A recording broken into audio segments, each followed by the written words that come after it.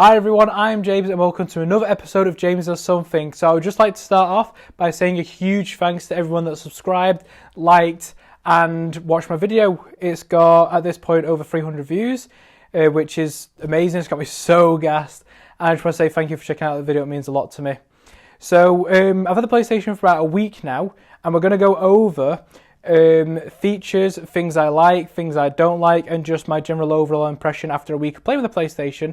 So we'll get into that, starting off with the stand. Okay, so as I stated off, we're going to start off with this. This is a stand for the PlayStation 5. It does come with the PlayStation. This is no special edition that I got, apart from I got a disc version. So this, as you can see, I was confused by what it was at first because it's got this little hook on the side. And it's sort of got an elevated platform. So if you can see, this is just a like rubbery bit. And this is elevated. I had no reason why it was elevated, but looking at the book, it does show this is the PlayStation stand. So, in my video, I said there's no screw because you put a screw in there, it comes out the other side, if you can see. No, you can't really see, but it's there. Oh, yeah, it's there. So, the screw goes in and it holds the PlayStation in position. I was saying, that's great, but it comes with no screw. And last night I was playing with it and I realised, ta-da! There's a screw. So that screw is obviously provided with it so that you can, it's PlayStation's own design, I guess. And obviously it means you can screw it in there, do it all that. It doesn't provide a screwdriver, but you can probably hand screw it in. I've not put mine in yet just because, like I said, I only found out about this last night. And seeing that I was recording this video, I thought it'd be a good idea to keep it in there. Okay, so the next bit I'm going to be showing you then is through the camera on the screen, because the next few bits that I want to point out, I've not got anything to record my PlayStation 5 screen, and this is the best I can do. A lot of it, there's only going to be a few things because I've only had it for a week, but I feel like I've got a pretty good experience at playing PS4 and PS5 games. But so I'll take you there now. Okay, so as you can see, my PlayStation 5 is here. As you can see, just underneath it is slightly elevated. I've not screwed it in yet because obviously I'm just showing you guys now. But that is it. Just to go over some things again. So this one, let me just unplug that, sorry.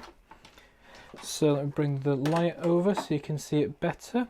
So this is just a standard USB. This is a Type-C.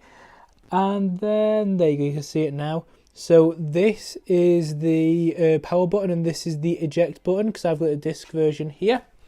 Then like I said in the previous video, you do have two USB Type 2.0s on the back, a LAN and a power cable. Okay, so as you can see, probably from videos in the internet as well, this is the start menu for the PlayStation. So as you can see, this is the new PlayStation 5 open screen. So when you turn it on, apart from obviously log into your account, this is the first thing that you see. Now, media used to be locked away in a separate folder. Now, if I just push right trigger, it takes me to my media. So I've just downloaded Netflix, Disney Plus, YouTube and Video Prime because that's the ones I use. Then you can press L1 to switch back to your PlayStation Plus, your gallery, games, there's a remote play. I've not really tried that out yet because my internet isn't good enough for it anyway. But yeah, so first thing, like I said, you can switch between those two, but that's really it. There's nothing much here. What you have to do is you have to press the PlayStation button like that, and it brings up a little separate menu down here. So you've got your home, your switcher, which is what you use to switch between games and such. Notifications, which is only for updates and invites. Your game base. Now your game base is different, so obviously you can see here, I'm going to blur the names, but you can see recent parties. Those are the people you recently spoke to. And then below that, you have the friends list. You've got music and you've got audio. So you've got sound, mic, your controller, your online, and then your PlayStation Power options. Now, if you've noticed, let me try and find out how to customize it. There you go. So you can select what you want to have and what not. So, like with the old one, download was here. You can't actually see what you've got downloading. Like, if you've got nothing, then that's fine. But when you do have something downloading, it comes on by itself. See, I'm just going to show you one of the games. So, the only game I have that is PlayStation 5 Enhanced. Oh, 1 second. Let me just put that disc in. Okay, now I don't know if this is common knowledge. I was actually wrong about this. So with the PlayStation, I would have assumed that you put the disc in like that, facing towards the base, but no, you put it in that. Move this fucking thing. you actually put it in that way, facing away from the rest of the console. It's because if you put your stand here, you don't want it on this side, so obviously put it facing away. But if you listen to this, that's just putting a disc in. Now, I noticed today, just before starting recording this, was the first time I started my PlayStation without a disc in, and it didn't make that noise. So disc is quite loud, but once you get going and you actually load the game, you don't hear it. But we're just going to get into Call of Duty, because obviously, like I said, this is the only game that I've got which is enhanced for the PlayStation 5. So obviously everyone knows about the haptic feedback, where if you shoot a gun, it reacts. So I've found that when you're aiming, it's different to shooting. Okay, so like I said, haptic feedback then. So yeah, when you're aiming down a sight, that is different to when you're shooting. So, let's see, no, it's not working just yet. There we go, so I've got the gun in my hand now, and when I go and push down my controller, that's quite heavy. And then if I go to shoot, like you can see, that's kicking me back. So let me just move away, sorry, just so I can show you a bit more. But yeah, so when I'm shooting, so as you could see, when I was shooting, it was giving a bit of feedback. The other thing is though, so when you go to aim with the left, it goes all, it's like tight to push all the way. Whereas when you go to fire, it's tight at a bit, and then once you actually hit off a shot, it goes light again.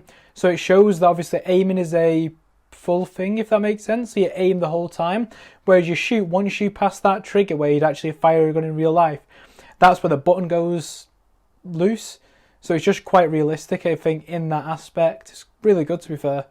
Another issue I had was I used to go for a party straight away, and there's no party here. I'm not going to go into my friends list because then it reveals all my friends lists. But what you do is you have to go onto the friends game base. So then you have to go through the game base to find your friends, click on their name, open a party. Click on the name, join the voice party, then it starts the party. Don't get me wrong, it's not a lot, but it's not as good as it used to be on the PS4. It's just a lot easier. Okay, last thing I'm going to talk about is the PlayStation controller. Now, there is actually a built-in mic. Let me just see if I can see it on camera. There you go, it's right there. It's not very clear because it's very small, but there is a PlayStation microphone built into the controller. Now, if you're a person who doesn't like to talk, or if you don't want to be heard by other people in your game, you can just literally push this button here. And there's mute. You're muted, then just press it again. Off mute you go, there you go. See, you can see now see that I'm talking. So that is actually quite a cool feature. Okay, so I'm just going to say this. I love the PlayStation 5. It is a fantastic console. The only thing that's got me is there's been a few issues, but obviously it's a brand new console, so I expect that. There's only been one update after the initial day one release, which was just general performance issues. So we'll see how it goes. I would highly recommend getting one when you can get one. Obviously, a bit of a stock issue. I believe now it's currently the 26th. Sorry about the light there. I think it's the 26th of November today. And as of now, we're still currently looking at 12th of December, I think, for release. So not that far away from now, but they are coming back just eventually. But I do hope you have enjoyed this video. Thank you very much for watching. If you would please hit that like button, subscribe to my channel to stay up to date with what I'm doing and give me that bit of extra motivation to keep going. If you want me to do anything, let me know in the comment section down below. I'll see you in the next one. See you later, guys.